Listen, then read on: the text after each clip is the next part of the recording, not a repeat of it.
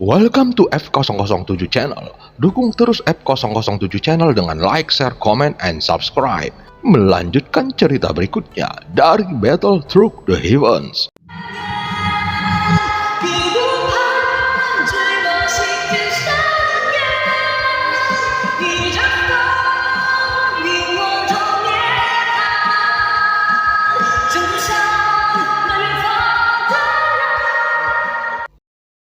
Pada part sebelumnya, Permaisuri dan Xiaoyan akhirnya melakukan percintaan yang membuat Permaisuri sangat bahagia, namun membuat Xiaoyan merasa tertekan di dalam batinnya. Dan saat berikutnya, mereka sudah berada di gerbang hutan belantara abadi. Setelah Xiaoyan dan yang lainnya masuk, masih ada orang-orang yang tersebar dan bergegas, tetapi mereka tidak langsung masuk. Mereka semua ragu sejenak, lalu menggertakkan gigi dan mengikuti banyak sosok ke dalamnya. Dalam perjalanan kultivasi, tidak pernah kekurangan orang pemberani. Tujuan dan sasaran setiap orang mungkin berbeda, tetapi mereka semua memiliki hati yang tidak pernah takut. Sebaliknya, orang biasa tidak akan berani memasukinya. Apa yang harus kita lakukan sekarang? Ikuti atau tidak? Setelah sekian lama, mata kedua sosok cantik itu bertemu dan keduanya mengerutkan kening. Terakhir kali, aku hampir mati di dalamnya. Kita belum menyiapkan apapun dan aku khawatir kita akan mati jika kita memasukinya. Yuking menggelengkan kepalanya dan berkata, dia bertindak hati-hati. Jadi, dia sangat memperhatikan hal-hal ini dan dia telah memasuki hutan belantara abadi sebelumnya. Jadi jelas dia tahu bahayanya. Apakah kita akan menunggu di sini? Meskipun Taiking tidak pernah memasuki hutan belantara abadi, dia secara alami telah mendengar tentang tempat terlarang ini. Langkah kelima Kaisar Abadi mungkin dapat melakukan perjalanan tanpa hambatan kemanapun. Tetapi hanya hutan belantara abadi ini yang tidak bisa dengan mudah dimasukinya. Kita hanya bisa seperti ini. Dulu aku sangat berhati-hati setelah masuk, tapi aku masih menyentuh aturan, dan aturan ini benar-benar tidak terbayangkan. Yuking mengingat pengalamannya memasuki hutan belantara abadi, dan sekarang dia tidak bisa tertawa ataupun menangis. Ketika aku bertemu bajingan, aku mengutuk dengan santai pada saat itu. Kemudian aku menyentuh aturan, dan semua yang ada di hutan belantara abadi menjadi musuhku dalam sekejap. Untungnya aku beruntung berhasil melarikan diri. Jika tidak, maka akan menjadi nutrisi di sana. Yuking berkata perlahan, dan ketika dia menoleh untuk mengingat dengan hati-hati, Yuking menyadari bahwa orang yang dia temui sengaja menjebaknya dan membuatnya berbicara dengan kasar dan menyentuh aturan. Kamu tidak bisa menyumpah. Jika secara tidak sengaja melanggar peraturan, bukankah itu akan mati dengan mengenaskan? Karena kutukan seorang dewa meninggal secara tragis. Jika berita itu menyebar, akan sangat memalukan untuk mati. Taiking bergumam dan merasakan keterkejutan di hatinya. Tepat ketika keduanya ragu-ragu, seberkas cahaya tiba-tiba melonjak dan kedua wanita itu terkejut lagi. Itu tuan istana lagi. Kedua wanita itu berkata serempak. Meskipun mereka melihat sekeliling, mereka tidak menemukan sosok lain, apalagi Juci. Tetapi kemunculan kembali Yuling berarti bahwa Juci kemungkinan besar juga ada di sini. Ingat aturannya, masuk, jangan mengagetkan ular, dan selidiki dulu. Selain beberapa baris kata dalam urutan batu giok, ada juga banyak informasi yang rumit, dan semua informasi ini adalah aturan yang diketahui dari hutan belantara abadi. Kedua wanita itu saling memandang lagi, dan sepertinya tidak mungkin untuk tidak masuk. Ketika kedua wanita itu berjuang untuk menghafal peraturan, ada sosok di samping yang memperhatikan kedua wanita itu, tetapi matanya hanya melihat sesaat kemudian menjauh, dan sosok itu tidak bergerak ke hutan belantara abadi. Aku ingin melihat apa tujuanmu datang ke sini. Sosok itu bergumam dengan suara rendah. Jika Xiaoyan melihat sosok ini, dia akan bisa mengenalinya sekilas. Sosok ini adalah Yonghe yang selalu ingin mendekati Xiaoyan. Orang ini terlalu berhati-hati, dan aku mungkin harus menggunakan metode lain untuk mendekatinya. Jika ada kesempatan, yang terbaik adalah membunuhnya. Mata Yonghe suram yang sangat kontras dengan pria yang penuh dengan kata-kata jenaka. Hutan belantara abadi bukanlah tempat sunyi seperti yang dibayangkan, tetapi pemandangan di dalamnya justru sebaliknya. Ruang ini penuh dengan vitalitas dan pepohonan yang menjulang tinggi, bahkan menjulang ke langit. Pada saat ini, di udara, Xiaoyan dan permaisuri dibawa oleh kelinci awan es. Xiaoyan menarik nafas sedalam-dalam dan merasakan sumber energi yang melonjak di sini. Kekayaan sumber energinya membuat Xiaoyan tercengang. Bahkan dibandingkan dengan keberuntungan lainnya, jika seseorang hanya dapat berlatih di dalamnya, itu sudah merupakan keberuntungan yang luar biasa. Kekayaan sumber ki tidak mendasar, tetapi hal yang paling menakutkan adalah sumber ki yang terkandung dalam hutan belantara abadi ini sangat murni, sehingga Xiaoyan merasa ngeri dan bahkan dapat diserap ke dalam tubuh tanpa pemurnian. Xiaoyan menghirup udara dingin yang panjang, pupil matanya tiba-tiba menyusut. Berapa banyak keabadian yang telah mati di sini, sehingga bisa menciptakan ruang yang begitu menakutkan ini. Xiaoyan tidak bisa untuk tidak mengagumi. Permaisuri melihat sekeliling dan berbicara dengan lembut. Alam Suanyin telah mengalami pertempuran yang menghancurkan, dan sebagian besar alam Suanyin hampir kehilangan keabadiannya. Sebagian besar abadi? Tidak mengherankan. Mata Xiaoyan sedikit menyipit dan raungan binatang bernada rendah bergema di hutan pada saat ini. Namun, binatang buas tingkat ini dapat ditemukan dengan mudah dan mereka dapat dilihat hampir ada di mana-mana. Ada banyak pohon tinggi setinggi ratusan kaki dan bunga serta tanaman tingginya puluhan kaki. Tampaknya itu menjadi hal yang tidak biasa. Segala sesuatu diperbesar tanpa batas di hutan ini, dan sosok manusia tampak sangat mungil, tampak seperti setetes air di lautan. Tiba-tiba, Xiaoyan punya ide yang berani. Dia melihat sekeliling dan hatinya bergetar. Jika aku dapat membawa kembali tempat sumber daya yang megah ini ke Sensi, dengan sumber daya seperti ini, aku dapat menciptakan lebih banyak pusat kekuatan yang abadi. Meskipun Xiaoyan tahu bahwa ide ini tidak realistis dan ada batasan yang sangat tinggi untuk mengambil jiwa dari alam Suanyin, apalagi mengambil ruang, Xiaoyan hanya mengatakannya dengan santai. Kamu berani memikirkannya, tapi aku ingin melihat bagaimana kamu bisa mengambilnya. Meskipun jika kamu mengambil hutan belantara abadi ini, alam Suanyin akan benar-benar menurun. Tapi aku masih penasaran, bisakah kamu benar-benar mengambilnya? Permaisuri berkata perlahan. Xiaoyan tersenyum kecut ketika mendengar kata-kata itu. Dia secara alami hanya bercanda. Pada dasarnya tidak mungkin untuk mengambil ruang. Jika itu adalah makhluk hidup, mungkin ada caranya. Aku tidak memiliki kemampuan luar biasa untuk mengambil ruang. Xiaoyan menggelengkan kepalanya. Bahkan, jangan katakan bahwa hutan belantara abadi ini tidak ada di luar angkasa. Seperti yang kamu katakan, itu adalah makhluk hidup. Tetapi itu hanya makhluk hidup yang besar. Keberadaan seperti ini, banyak orang menyebutnya iblis besar. Permaisuri tiba-tiba menatap Xiaoyan dan berkata dengan serius, "Roh? Bagaimana ini mungkin?" Xiaoyan menggelengkan kepalanya yang telah membalikkan persepsinya tentang makhluk.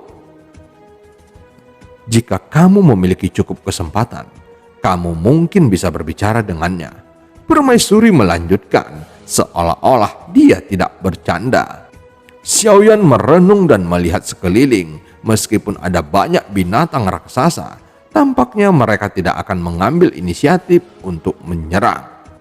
"Mari kita cari peninggalan Raja Iblis Tianhai dulu," kata Xiaoyan, dan permaisuri dengan ringan menepuk kepalanya. Segera, Xiaoyan memilih untuk duduk bersila dan mulai membuka tubuhnya, menyerap energi sumber murni di hutan belantara abadi. Sekarang sumber ki laut Xiaoyan mengandung 400 juta bintang sumber ki yang megah. Ditambah laut bintang ganda Xiaoyan, sumber ki yang dapat ditampilkan adalah 800 juta. Tetapi untuk menerobos ke Dewa Petarung bintang 9, dia membutuhkan setidaknya 600 juta.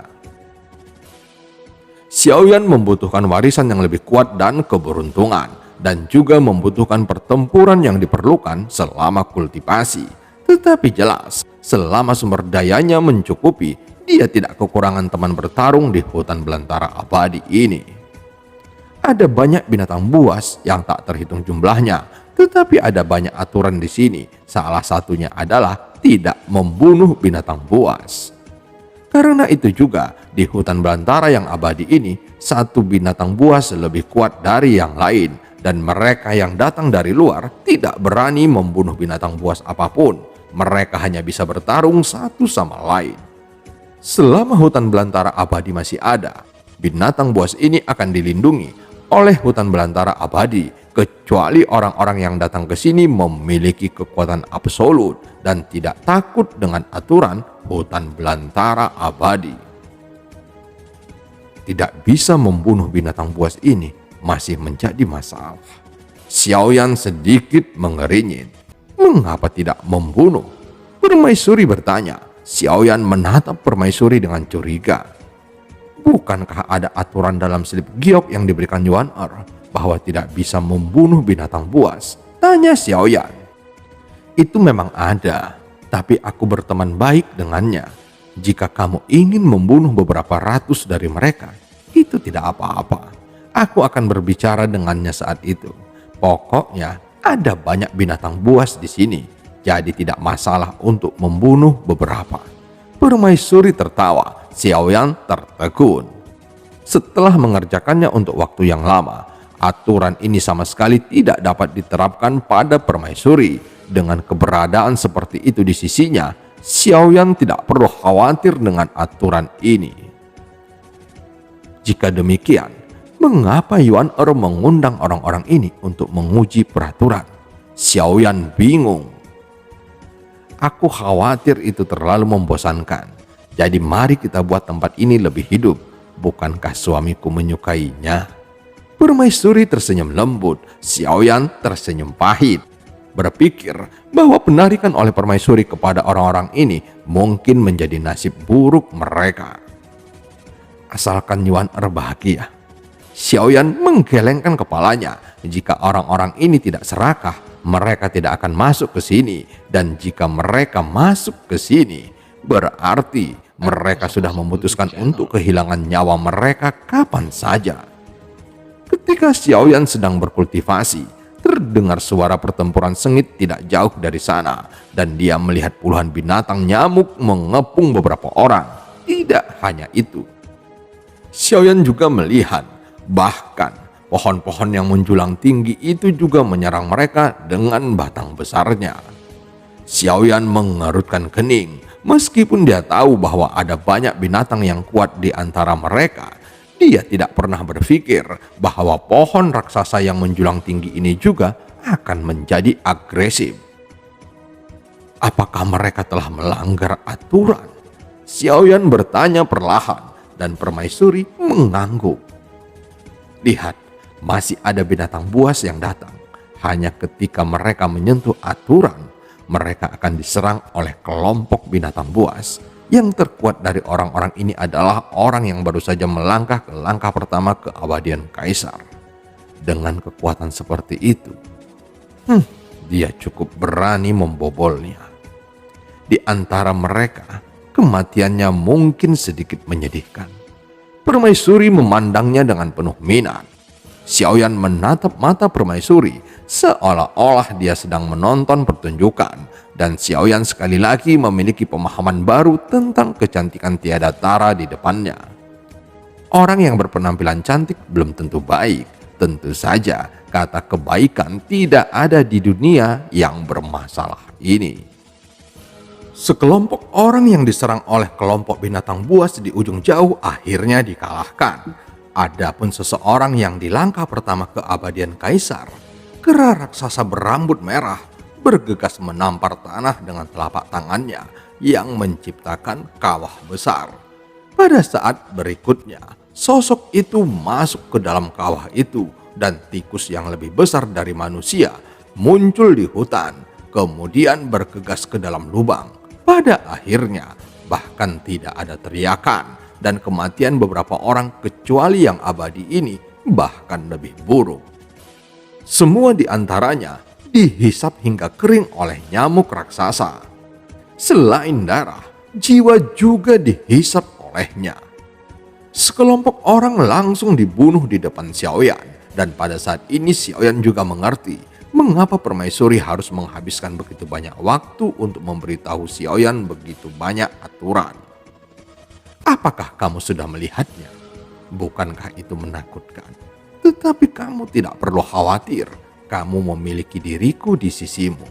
Aku akan memblokir peraturan ini untukmu. Setelah permaisuri selesai berbicara, dia menatap Xiaoyan dengan lembut dan memberitahu Xiaoyan aturannya. Terima kasih Yuan Xiaoyan mengepalkan tinjunya, masih menunjukkan sedikit kesopanan. Kamu dan aku sudah dekat secara kulit, jadi kita bisa dianggap sebagai suami dan istri sejati. Adalah tugas seorang istri untuk membantu seorang suami. Permaisuri tersenyum sedikit dan Xiaoyan tercengang. Xiaoyan sangat malu sehingga dia tidak tahu bagaimana menjawabnya. Melihat tatapan malu-malu Xiaoyan, permaisuri menutup mulutnya dan tertawa kecil yang membuat Xiaoyan merasa sangat tidak berdaya. Binatang buas di ujung itu telah memusnahkan dan menggerogoti semua orang. Bahkan ketika darah jatuh di pohon dan bunga itu, sepertinya diserap oleh mereka. Mungkin suatu hari, bahkan rumput dan pohon di sini bisa menjadi setan dan membuka kebijaksanaan spiritual. Binatang buas yang ganas tersebar ke segala arah. Pada saat yang sama, beberapa binatang nyamuk raksasa terlihat terbang menuju Xiaoyan. Xiaoyan mengerutkan kening dan segera bersiap untuk bertarung. Kami belum memicu aturan. Xiaoyan melihat binatang nyamuk yang menjarah, tetapi permaisuri tampak acuh tak acuh melihat binatang nyamuk itu mendekat. Itu hanya melewati Xiaoyan dan yang lainnya dengan kecepatan yang sangat cepat dan tidak melancarkan serangan apapun. Jangan gugup, mereka hanya lewat. Kita harus segera sampai di tempat tujuan kita. Permaisuri tersenyum. Xiaoyan melihat binatang nyamuk itu pergi dan kemudian melepaskan kewaspadaannya. Melihat ke ujung jauh di sepanjang garis pandang, bagian hutan belantara abadi itu diselimuti lapisan kabut abu-abu. Dan kabut abu-abu ini bukanlah kabut yang dihasilkan oleh air hujan. Setelah mendekat, Xiaoyan menemukan bahwa kabut abu-abu ini sebenarnya adalah setan. Saat mendekat, lingkungan tidak lagi kosong, tetapi banyak sosok yang muncul. Tetapi kebanyakan dari mereka menjaga jarak satu sama lain. Bagaimanapun, mereka datang ke tempat ini untuk mencari keberuntungan, dan mereka tidak ingin menimbulkan konflik. Pada saat berikutnya, tiba-tiba sesosok datang dari kejauhan. Kebetulan sekali kita bertemu lagi. Suara ini membuat Xiaoyan merasa sedikit akrab. Mengikuti suara itu, ada sesosok duduk bersila di atas labu. Sosok ini adalah Yong He yang telah terlihat beberapa kali di Bintang Wan Xia. Xiaoyan melihat Yong He duduk bersila di atas labu, dan sekarang wajahnya dipenuhi kegembiraan, seolah-olah dia terkejut bertemu Xiaoyan lagi. Kebetulan, aku tidak berpikir ini kebetulan, kata Xiaoyan dengan suara dingin. Ekspresi Yonghe membeku, seolah-olah dia merasakan niat membunuh Xiaoyan, dan berkata dengan tergesa-gesa, "Kakak, jangan salah paham. Aku tidak mengikutimu. Aku hanya kebetulan mendapat kabar tentang warisan Raja Iblis Tianhe. Aku sedang mencari keberuntungan juga, dan pasti takdir kita bisa bertemu lagi." Yonghe menjelaskan. "Oh, sungguh? Lalu biarkan aku melacak jiwamu. Biarkan aku melihat apakah itu benar-benar kebetulan." Setelah Xiaoyan selesai berbicara, sosoknya tiba-tiba bergerak dan sayap Valkyrie muncul di belakangnya. Kemudian dia mengeluarkan penguasa berat Suan dan mengayunkannya dengan kecepatan yang mencengangkan. Itu langsung meraung ke arah Yonghe. Kulit Yonghe berubah dan sosoknya segera melesat ke belakang. Labu itu memblokir tubuhnya dan segera berguncang dengan penguasa berat Suan yang terakhir terhuyung-huyung dan jatuh di bawah satu tembakan Xiaoyan. "Apakah kamu masih berakting?" Xiaoyan menyipitkan matanya sedikit. Saat berikutnya, nyala api meledak di tubuhnya. Dan nyala api yang mengerikan segera mengalir ke penguasa berat Suan. "Penguasa guntur pemakan api," teriaknya. Pada saat yang sama, Yonghe menampar labu itu dan uap air yang agung menyembur keluar dari labu itu, berubah menjadi binatang air dalam sekejap, dan itu bertabrakan dengan nyala api Xiaoyan. "Saudaraku, kamu dan aku tidak punya keluhan. Aku baru saja lewat. Jika kamu membenciku, aku akan segera pergi." Di belakang Xiaoyan ada bintang yang indah yang mencerminkan sosoknya. Itu jelas lemah, tetapi auranya sangat kuat. Itu benar-benar membuat orang semakin menyukainya. Dan dalam beberapa hal, itu lebih baik daripada yang mulia. Permaisuri bergumam lalu mengangkat kepalanya dan sepertinya sangat bahagia. "Kamu membujuk Su Erkun untuk mengujiku, dan kemudian kamu mendekatiku berkali-kali.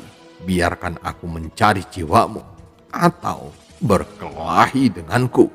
Seperti yang kamu katakan, aku tidak mempercayaimu." Matanya dingin, lagi pula dia juga seorang lelaki tua yang telah hidup selama ribuan tahun, dan intuisinya mengatakan bahwa ada yang salah dengan orang ini. Mata Yonghe menjadi gelap. Dia menatap Xiaoyan dengan dingin dan kemudian menampar labu itu beberapa kali dengan telapak tangannya, hanya untuk melihat air hitam mengalir keluar dari labu itu, menutupi Xiaoyan dalam sekejap. Ketika Xiaoyan melambaikan penguasa berat Suan dan bergegas keluar, Yonghe sudah melarikan diri dengan kecepatan yang sangat cepat. Xiaoyan memegang penguasa berat Suan dan menatap Yonghe yang melarikan diri dengan mata yang sedikit kental. Orang ini entah dari istana dewa pemburu atau dia datang ke sini atas perintah, tapi kupikir yang pertama adalah kemungkinan terbesarnya. Sayang sekali tempat ini tidak nyaman untuk mengejarnya. Tapi aku khawatir dia datang ke sini bukan untuk warisan keberuntungan, tetapi lebih mungkin untukku. Tentu saja, mungkin untuk mendekati permaisuri. Xiaoyan kembali ke kelinci awan es dan bergumam pelan. "Seperti yang kamu duga, orang itu barusan adalah avatar Juci, penguasa istana dewa pemburu." Permaisuri memandang Xiaoyan yang sangat menyadari keanehan itu, mengangguk penuh penghargaan, dan kemudian membuka mulutnya untuk menjelaskan keraguan Xiaoyan. "Avatar Juci?" Xiaoyan terkejut. Tidak heran dia merasa orang ini memiliki aura yang aneh. Tetapi Xiaoyan tidak pernah berpikir bahwa dia akan menjadi avatar Juci. Lagi pula, dia memiliki lebih dari sekedar avatar ini, dan itu hal yang sama denganmu. Namun kekuatan Juci tidak dapat ditingkatkan. Kekuatan avatarnya lebih kuat dari Juci. Tampaknya sangat sedikit orang yang mengetahui jika dia memiliki avatar. Permaisuri mengangguk dan melanjutkan. apakah dia tidak tahu permaisuri mengetahui identitasnya? Seharusnya dia tidak terlihat percaya diri, tapi sayangnya dia memiliki 3 avatar dan seharusnya tidak ada kesalahan.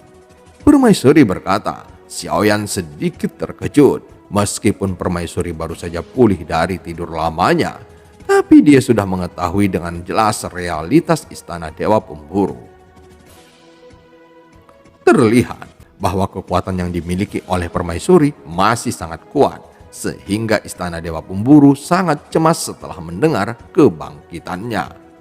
Tampaknya tujuannya adalah untuk mencegah Yang Mulia datang lagi, tetapi istana Dewa Pemburu tampaknya tidak tahu bahwa Yang Mulia tidak akan datang, melainkan reinkarnasinya lah yang datang.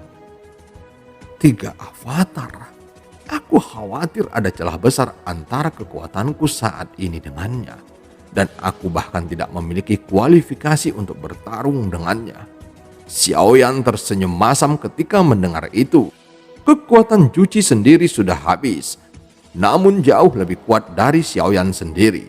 Meskipun Xiaoyan juga memiliki 3 avatar, itu jelas masih tidak sebanding dengan avatar Juci. Lagi pula, Juci memiliki istana Dewa Pemburu yang besar di alam Suanyin dengan sumber daya yang tak terhitung jumlahnya. Bagaimana mungkin ketiga avatarnya biasa saja, seperti Yonghe barusan yang tampaknya dikalahkan oleh Xiaoyan. Namun nyatanya, serangan Xiaoyan tidak menyebabkan kerusakan apapun. Sekarang sepertinya memang begitu. Suamiku tidak perlu khawatir. Ketiga avatar itu hanyalah masalah kecil. Permaisuri tersenyum dan Xiaoyan tersenyum kecut ketika mendengar kata-kata itu. Sungguh pada saat ini, Xiaoyan merasa diperhatikan. Ada Chen Xianyuan di alam Suanyin dan Ratu di Shenxi. Meskipun Yang Mulia Susang telah meninggalkan banyak cinta, tapi itu sangat baik untuk mendukung Xiaoyan saat ini. Ada sesuatu yang aneh bagiku. Xiaoyan sedikit mengerinyit dan menatap permaisuri. Nama permaisuri sangat megah di alam Suanyin, sama seperti Yang Mulia di Shenxi. Setiap orang seharusnya mengenal mengapa dalam perjalanan ini dan di kota Vientiane sepertinya tidak ada yang mengenal Yuan Er. Pertanyaan ini telah lama melekat di benak Xiaoyan. Tampaknya mereka semua memperhatikan penampilan permaisuri yang tiada tara, tetapi mereka tidak tahu identitas permaisuri. Jika tidak, mata orang-orang ini pasti tidak berani menatapnya secara langsung. Aku telah tidur selama puluhan ribu tahun. Aku mungkin telah menjadi fokus dari alam Suanyin, tetapi waktu telah berubah dan banyak hal telah berubah. Tidak banyak orang yang mengenaliku di era ini, jawab permaisuri dengan lembut. Tetapi seharusnya tetap ada yang akan mengenalimu, kecuali kebanyakan orang di kota Vientiane, yaitu deretan keabadian, dan semuanya adalah bawahan Yuan Er, termasuk rumah lelang. Xiaoyan berkata lagi. Mendengar ini permaisuri langsung menutupi wajahnya dengan senyuman. Suamiku benar-benar pintar. Permaisuri tersenyum. Xiaoyan mendesis dingin ketika mendengar kata-kata itu. Jika ini benar, maka kekuatan yang dimiliki oleh permaisuri bahkan lebih besar dari yang dibayangkan oleh Xiaoyan. Jadi suamiku, jangan khawatir. Ini hanya istana Dewa Pemburu. Tidak ada yang perlu ditakutkan. Ya, kamu benar-benar menjadi bajingan, kata Xiaoyan tanpa daya di dalam pikirannya.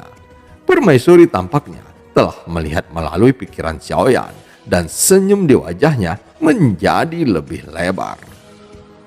Saat mereka berbicara, kelinci awan es telah membawa mereka berdua ke dalam kabut abu-abu.